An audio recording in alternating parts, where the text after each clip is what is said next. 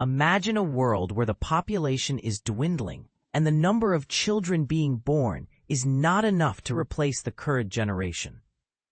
This may seem like a distant reality, but it's a stark truth that many countries are facing today. The total fertility rate, which estimates the average number of children a woman will have in her lifetime, has been declining over the past 2 decades in the United States. But here's where it gets interesting. The federal government has been exploring ways to boost the nation's birth rate, and it's not alone in this struggle. As fertility rates decline globally, let's dive into 5 fascinating facts about fertility trends around the world based on a Pew Research Center analysis of data from the United Nations and the Organization for Economic Cooperation and Development, OECD. But before we begin, it's essential to understand how these numbers are calculated. The total fertility rate is an estimate of the average number of children a hypothetical group of women will have throughout their lifetimes, assuming they have the same fertility rate throughout their reproductive years and do not die during those years. The UN expresses the total fertility rate as children per woman. Now, let's get started. The total fertility rate in the U.S. stands at 1.6 live births per woman in 2025. According to UN estimates. But what's driving this decline? Several long-term demographic factors have likely contributed to declining U.S. fertility, including increased educational attainment among women, delays in marriage, and a drop in the teen birth rate. Americans in their 20s and 30s are also planning to have fewer children than a decade ago. The U.S. is not alone in experiencing long-term fertility decline. India and China, the world's 2 most populous countries, have also seen decreases in fertility over several decades.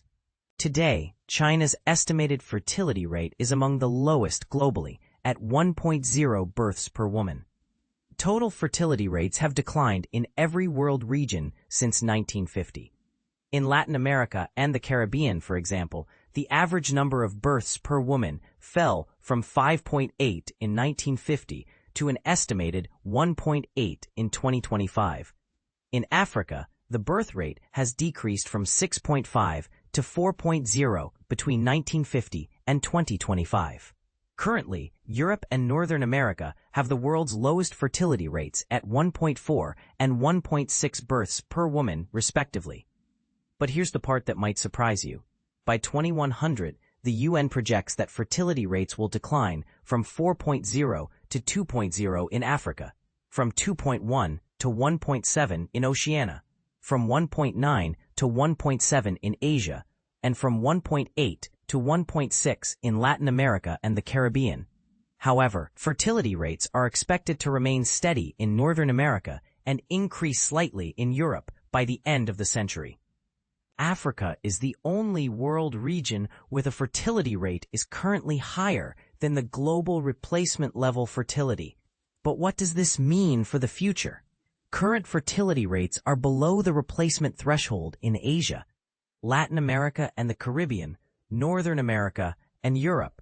This means that future generations in these regions are expected to be smaller in number than today. In contrast, every region was above the replacement level fertility in 1950. So, what can be done to address this issue?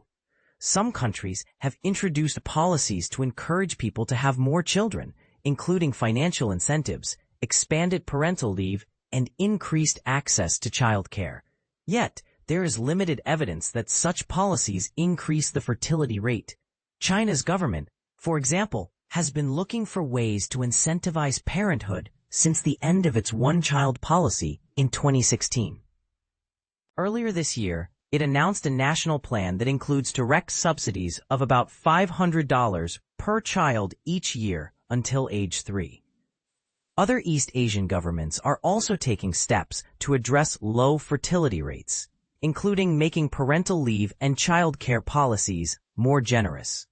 In fact, Japan spent 2.4% of its gross domestic product, GDP, on family benefits in 2021, according to the most recent OECD data. Several European countries also spent more than 3.0% of GDP in 2021 on family programs such as child allowances, subsidized childcare, and tax breaks. The U.S., on the other hand, spent about 1.0% of its GDP on these types of benefits in 2021. But here's the question: can these policies really make a difference? And this is the part most people miss. The impact of these policies on fertility rates is still unclear. As we move forward, it's essential to consider the complexities of this issue and the potential consequences of declining fertility rates. So we want to hear from you. What do you think is the most effective way to address declining fertility rates? Do you believe that government policies can make a significant difference, or are there other factors at play? Share your thoughts in the comments below.